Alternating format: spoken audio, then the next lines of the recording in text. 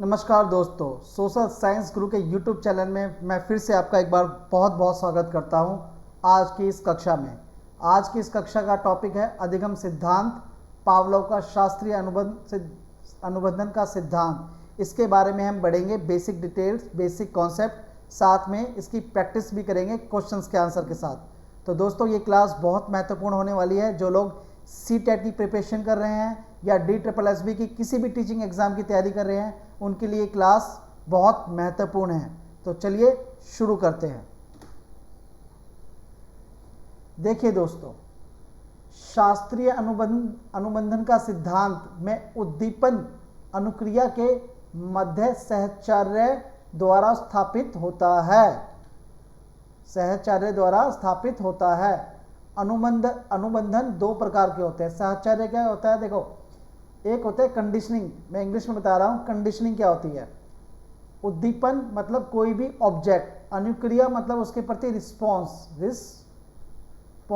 और उद्दीपन क्या है? कोई भी ऑब्जेक्ट हो सकता है, ऑब्जेक्ट। और सहचर्य का मतलब होता है दोनों के बीच में एक रिलेशन बन जाना, ऑब्जेक्ट और रिस्पॉन्स के बीच में एक रिलेशन बन जाना। तो अनुबंधन भी दो प्रकार के होते हैं। एक होता है शास्त्रीय अनुबंधन या अनुकूलित अनुक्रिया, एक होती है क्रिया प्रसूत या नैमित्तिक अनुबंधन। इसके बारे में बात करेंगे। जो पावलोव ने जो इस सिद्धांत में जो प्रयोग किया था वो एक कुत्ते पे किया था। इसके बारे में बता देता हूँ। उसने एक कुत्ता लिया और कुत्ते को बांध दिया। बांधने के बाद उसने खाना रखा, और जब खाना रखा तो कुत्ते के मुंह से लार निकलने लगी। तो वो क्या हुआ? अनुकूलित अनुक्रिया का सिद्धांत हो गया। मतलब उसने चीज को देखा, ऑब्जेक्ट को देखा और उसके प्रति रिस्पॉन्स हुआ। यानी कि उसने ऑब्जेक्ट को देखा, रिस्पॉन्स दिया। जैसे हम गोलगप्पे को देखेंगे तो हमारे मुंह में चटपटा या पानी आने लग जाएगा। रसगुल्ले के देखेंगे तो चटपटा या मुंह में पानी आने लग जाएगा। ये क्या है? रिस्पॉन्स हुआ। यानी कि किसी ऑब्जेक्ट को देखा और हमारे रिस्पॉन्स किया। तो उसी को बोलते हैं अनुकूलित अनुक्रिया का सिद्धांत। क्रिया प्रसूत का नैमित्तिक अनुबंधन क्या है, इसके बारे में समझिए आप। इसने क्या किया? पावलोव जी ने सीधा खाना नहीं दिया। उसने खाना नहीं दिया। उसने पहले एक घंटी बजाई। घंटी बजाने के बाद उसने खाने को रख दिया। तो कुत्ता आया और उसने खाने को देखा और खाने लग जाया। और ये प्रक्रिया घंटी कई बार बजाई गई, और घंटी बजाने के बाद खाना दिया गया और कुत्ते ने खा लिया। तो कुत्ते के अंदर एक कंडीशनिंग पैदा हुई कि जब भी घंटी बजेगी मुझे खाना मिलेगा। तो उसने इस रिस्पॉन्स को किससे जोड़ दिया? उसने इस रिस्पॉन्स को घंटी से जोड़ दिया।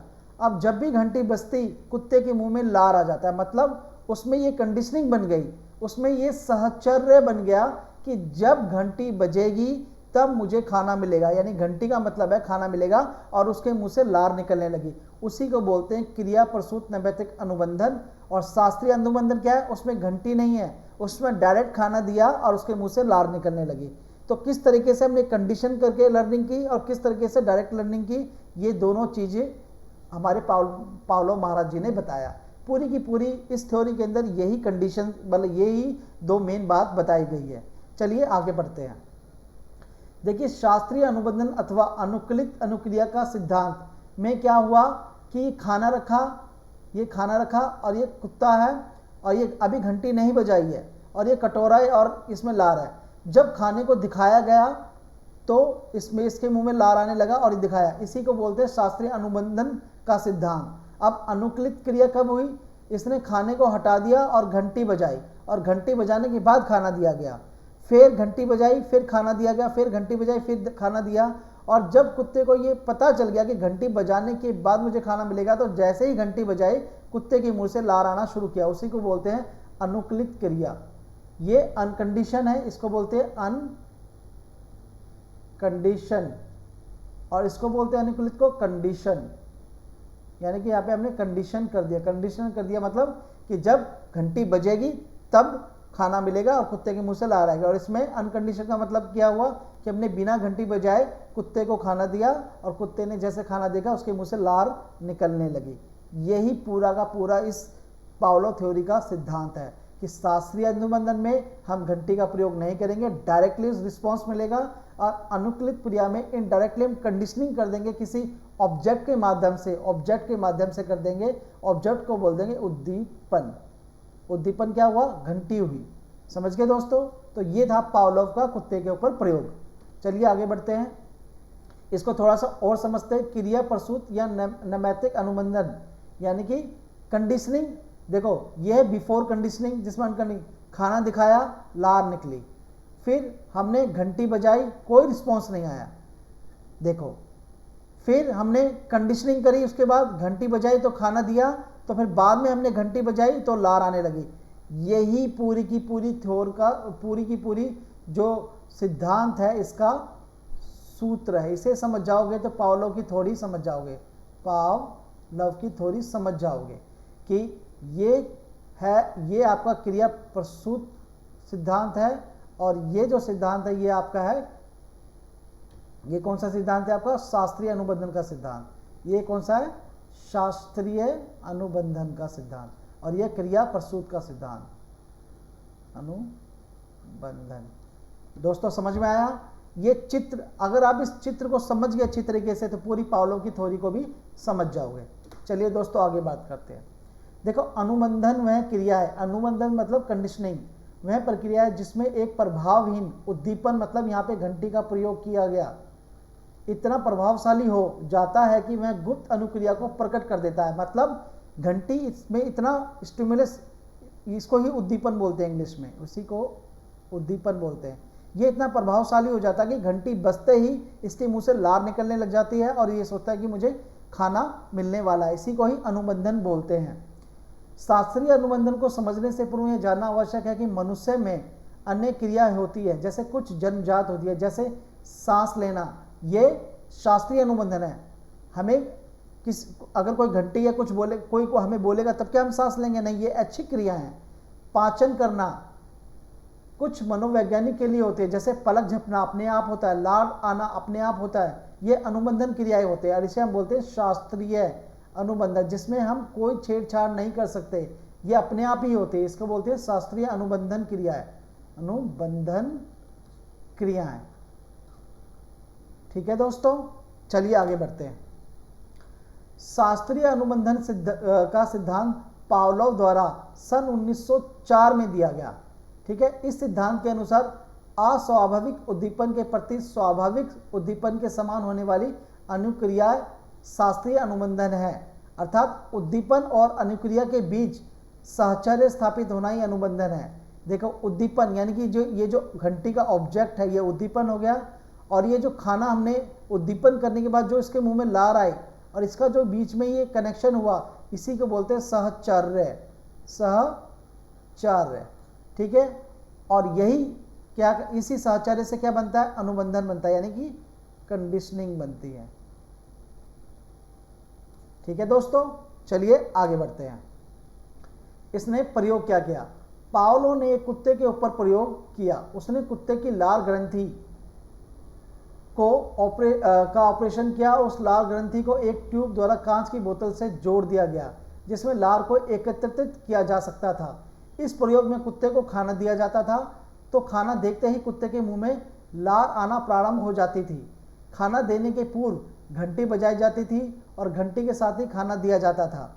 इस प्रक्रिया को कई बार दोहराया गया, तब पश्चात एक बार केवल घंटी बजाई गई किंतु भोजन नहीं दिया गया, और इसके पश्चात भी कुत्ते के मुंह में लार आना प्रारंभ हो गई। इसी को बोलते हैं हम सहचर्य, सहचर्य अनुबंध, कि पहले हमने खाना दिया तो लार आई, फिर घंटी बजाई लेकिन लार नहीं आई, फिर क्या हुआ? घंटी बजाई खाना दिया गया, फिर घंटी बजाई खाना दिया गया, फिर घंटी बजाई खाना दिया गया, फिर घंटी बजाई लेकिन खाना नहीं दिया गया, तब भी कंडीशनिंग हुई और कुत्ते के मुंह से लार टपकी। इसी को बोलते हैं सहचर्य अनुबंधन, कंडीशनिंग की थ्योरी, कंडीशनिंग थ्योरी पावलोव ने दिया। ठीक है दोस्तों, चलिए आगे बढ़ते हैं। इस संपूर्ण प्रक्रिया में हमने क्या स्पष्ट किया? देखो भोजन स्वाभाविक उद्दीपक है, ऑब्जेक्ट है भोजन, और लार स्वाभाविक अनुक्रिया है। जैसे आप हो, आपको भूख लगी है, मैंने खाना दिखाया और आपके मुंह में लार आ गई, यह स्वाभाविक प्रक्रिया है। पलक झपकना पाचन क्रिया, सांस लेना, ये सब स्वाभाविक क्रिया है। लेकिन हमने इसको किसी ऑब्जेक्ट के माध्यम से कंडीशनिंग कर दी। कैसे? घंटी की आवाज़ से, अस्वाभाविक उद्दीपन के द्वारा। और भोजन स्वाभाविक उद्दीपन है, और लार भी स्वाभाविक अनुक्रिया है। और भोजन जब हमने दिखाया तो लार आई, फिर हमने घंटी बजाई, फिर भोजन दिया, फिर घंटी बजाई, फिर भोजन दिया, फिर घंटी बजाई, लेकिन भोजन नहीं दिया, फिर भी लार आई। तो उसको बोलते हैं हम आपका कंडीशनल स्टिमुलस। और एक होता है अनकंडीशनल रिस्पॉन्स, जिसमें हम क्या होता है कि खाना देंगे और लार आएगी, अनकंडीशनल रिस्पॉन्स होता है। और कंडीशनल स्टिमुलस क्या होता है या रिस्पॉन्स क्या होता है कि हमने घंटी बजाई और मुंह में लार आई। तो ध्यान रहेगा दोस्तों, ये बहुत इंपॉर्टेंट है और इसके ऊपर कई बार क्वेश्चन पूछे जाते हैं और आते हैं क्वेश्चन। अब हम बात करते हैं कि इसका प्रयोग कैसे होता है, इसको प्रभावित करने वाले कारक क्या है। देखो, इसको प्रभावित करने वाले कारक है प्रेरणा। अब कुत्ते को भूख लगी थी, कुत्ते को क्या लगी थी? भूख लगी थी। भूख ने उसको क्या किया? अभिप्रेरित किया, अभिप्रेरित किया। तो मोटिवेशन जरूर होना चाहिए। जब तक मोटिवेशन नहीं होगा अनुबंध नहीं हो सकता। तो प्रेरणा जितनी अधिक होगी प्राणी उतनी ही शीघ्रता से अनुबंधन स्थापित करेगा। समझ में आया? समय की निकटता, कि जब अनुबंध हो तो जो ऑब्जेक्ट हो वो एक निश्चित अंतराल पर दिया चाहिए। मान लीजिए आपने घंटी बजाई और घंटी बजाने के तुरंत बाद आपने घंटी बजाई, कुत्ता आया, लार निकल गई, लेकिन आपने खाना नहीं दिया। तो आप क्या है कि घंटी बजाएंगे, उसी टाइम एक निश्चित समय के अंतराल के बाद आपको खाना देना पड़ेगा। नहीं देंगे तो कंडीशनिंग नहीं होगी। तब कुत्ता ये समझने लग जाएगा कि घंटी बजने पे खाना नहीं मिलता या लेट मिलता है, तो लार नहीं आएगी। घंटी बजाने के बाद तुरंत खाना देंगे तब कुत्ते के मुंह से लार आएगी। तो समय की निकटता का भी बड़ा ध्यान रखना पड़ेगा। स्वाभाविक और अस्वाभाविक उद्दीपकों के बीच समय अंतराल नहीं होना चाहिए। यदि अधिक समय अंतराल होगा तो अनुबंधन स्थापित नहीं होगा, ध्यान रखिएगा। और पुनरावृत्ति, मतलब इसमें अभ्यास की भी बहुत ज़रूरत होती है कि उसने बार बार घंटी बजाई, तब जाके एक बार घंटी बजाने के बाद उसके मुंह से लार आई। तो उसमें पुनरावृत्ति होना चाहिए, अभ्यास होना चाहिए। तो अनुबंधन स्थापित होने के लिए स्वाभाविक और अस्वाभाविक उद्दीपकों की लगातार पुनरावृत्ति होनी चाहिए। उद्दीपकों की यानी कि घंटी बार बार बजाई जानी चाहिए, तभी तो होगा। अगर एक बार घंटी बजा दी, उसके बाद 2 महीने बाद बजाई, तो लार थोड़ी ना आएगी, वो तो भूल जाएगा। तो कंटिन्यू आपको उस उद्दीपक का प्रयोग करना पड़ेगा ताकि रिस्पॉन्स तरीके से हो, सही तरीके से हो। नियंत्रित वातावरण, अब ये सारी चीज़ों के लिए वातावरण जरूरी है। एनवायरनमेंट, बिना एनवायरनमेंट के ये सारी चीज़ें एक साथ नहीं हो पाएगी। तो शास्त्रीय अनुबंधन द्वारा सीखने के लिए वातावरण को नियंत्रित करना आवश्यक है, क्योंकि इसने सबको नियंत्रित किया, खाने को भी, घंटी को भी, कुत्ते को भी, लार को भी, और एक निश्चित एनवायरनमेंट में हुआ, तभी जाके ये कंडीशनिंग हुई। तो एनवायरनमेंट भी बहुत ज़रूरी है। चलिए दोस्तों आगे बढ़ते हैं। अब बात करते हैं शास्त्रीय अनुबंधन सिद्धांत के अनुप्रयोग। इसका प्रयोग कैसे है? देखिए, अभिवृत्ति निर्माण यानी एटीट्यूड को बढ़ाने में ये सहायक होती है। शास्त्रीय अनुबंधन के द्वारा अधिगम से शिक्षक एवं स्कूल आदि के प्रति अच्छी अभिवृत्ति के विकास में सहायता मिलती है। बुरी आदतों को छुड़वाने में ये पद्धति बहुत काम आती है। यह नए केवल अच्छे आदतों का निर्माण अभी बुरी आदतों को छोड़ने में भी सहायक है।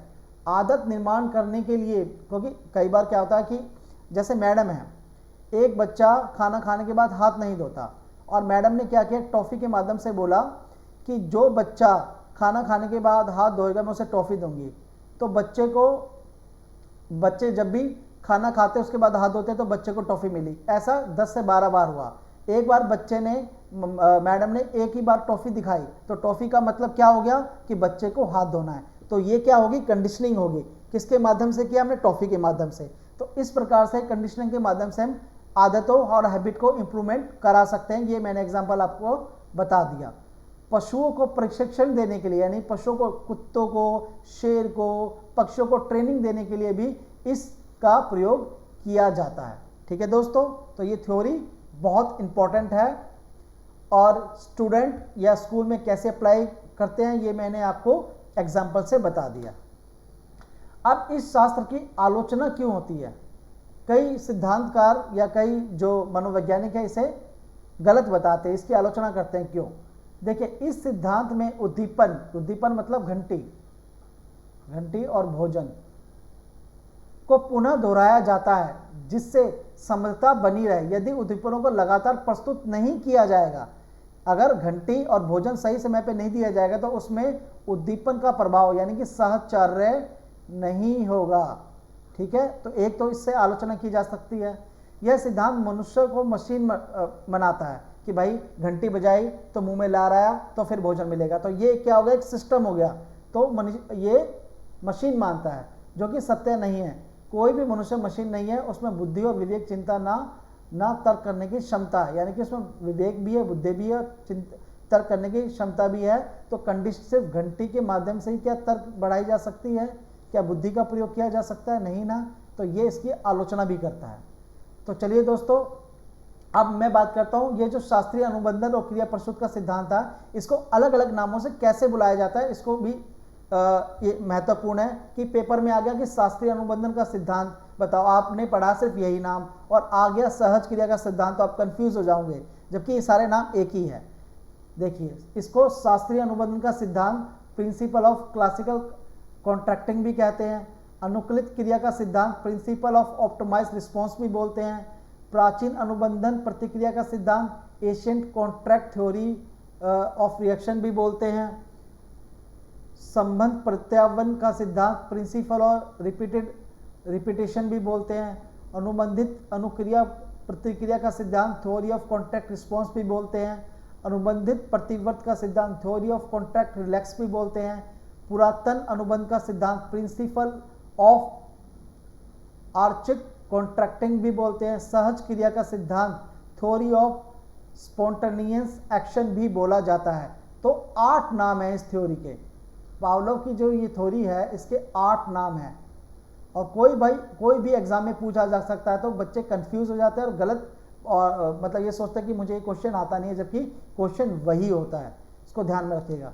चलो दोस्तों, इसके क्वेश्चन की कुछ प्रैक्टिस कर लेते हैं। किस मनोवैज्ञानिक को पशु मनोवैज्ञानिक के लिए नोबेल पुरस्कार मिला था? बताइए दोस्तों, इसका आंसर क्या होगा? तो इसका आंसर होगा ए, पावलोव को।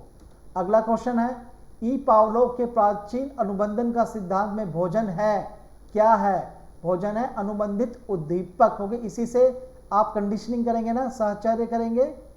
ठीक है, आगे बढ़ते हैं।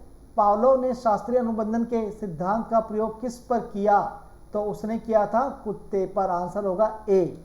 अगला प्रश्न, मैं अपनी चाबियां मेरे टेलीफोन के पास खूंटी पर टांगता था, अब मैंने चाबियां रखने के लिए जगह बदल दी, फिर भी चाबियां लेने के लिए खूंटी के पास ही जाता हूं। यह उदाहरण है, क्योंकि खूंटी से उसकी कंडीशनिंग हो गई थी, तो ये क्या कहलाता है? ए, अनुबंधन। खूंटी से उसका अनुबंधन हो गया कि चाबी कहाँ मिलेगी? खूंटी पे ही मिलेगी। ये ऑलरेडी इसमें कंडीशनिंग हो गया है, जबकि चाबी रखता वो कहीं और है, लेकिन ढूंढने के लिए जाता खूंटी पे ही है, तो ये कंडीशनिंग हो चुकी है उसकी। चलिए 5वां क्वेश्चन करते हैं। निम्नलिखित में से शास्त्रीय अनुबंधन का उदाहरण है, बताइए दोस्तों। तो इसका आंसर होगा सी, कुत्ता घंटी बजने पर लार टपकाना सीख लेता है, ये कंडीशनिंग हो गई। अगला प्रश्न, पावलोव के क्लासिकल अनुबंधन का सिद्धांत हेतु कौन सा कथन सही है? तो इसका क्या आंसर होगा? इसका आंसर होगा ए, स्वाभाविक उद्दीपक के प्रति स्वाभाविक अनुक्रिया होगी तभी कंडीशनिंग होगी। अगला प्रश्न है, सीखने में एसआर सिद्धांत की निम्न में से कौन सी उपयोगिता है? तो इसका आंसर होगा डी, उपयुक्त सभी। मनबुद्धि बालकों को पढ़ाने में भी सहायक है, गंभीर चिंतन वाले विषयों के अध्ययन के लिए भी उपयोगी है, बालकों में अच्छी आदतों के निर्माण में भी सहायक है। चलिए अगला प्रश्न करते हैं। पावलोव के अनुबंधन प्रयोग में केवल ध्वनि के उपस्थित करने होने वाली अनुक्रिया को कहते हैं, तो आंसर होगा बी, अनुबंधित क्रिया। अगला प्रश्न, पावलोव किस देश के मनोवैज्ञानिक थे? तो इसका आंसर होगा ए, रूस के मनोवैज्ञानिक थे। अगला प्रश्न, निम्न में से कौन सा अधिगम सिद्धांत पुनर्वर्ण को महत्वपूर्ण मानता है? तो इसका आंसर होगा अनुबंधन के लिए सारे ही सिद्धांत इंपॉर्टेंट है, क्योंकि थॉर्नडाइक ने भी संबंधवाद का सिद्धांत दिया था, तो आंसर डी होगा। स्किनर का क्रिया प्रस्तुत सिद्धांत, इस चैप्टर के बाद हम स्किनर ही पढ़ने वाले हैं। आज हमने पावलोव किया है, इसके बाद हम स्किनर पढ़ने वाले हैं, और ये सबने अनुबंधन यानी कि कंडीशनिंग की है। ठीक है दोस्तों, तो इसका आंसर डी होगा। पावलोव का भी अनुबंधन का सिद्धांत है, स्किनर का भी है और थॉर्नडाइक का भी है, तो इसका आंसर होगा डी। चलिए दोस्तों, आज के लिए सिर्फ इतना ही। आपको ये मेरी कक्षा कैसे लगी, कॉन्सेप्ट क्लास कैसे क्वेश्चन लगे, मुझे कमेंट में ज़रूर बताइएगा प्लीज़। और मेरी इस वीडियो को जरूर शेयर कीजिए, लाइक कीजिए, बेल आइकन जरूर दबाइए और सब्सक्राइब करना तो ना भूलें, क्योंकि इस तरह की अलग अलग वीडियो मैं आपके लिए बनाता रहूँगा ताकि आपको एग्जाम को क्रैक करने में ज़्यादा दिक्कत ना हो। और अगली कक्षा में हम पढ़ेंगे स्किनर के बारे में, तो क्लास देखना ना भूलें। ठीक है दोस्तों, आज के लिए सिर्फ इतना ही। सोशल साइंस गुरु में बने रहने के लिए धन्यवाद। Thank you very much.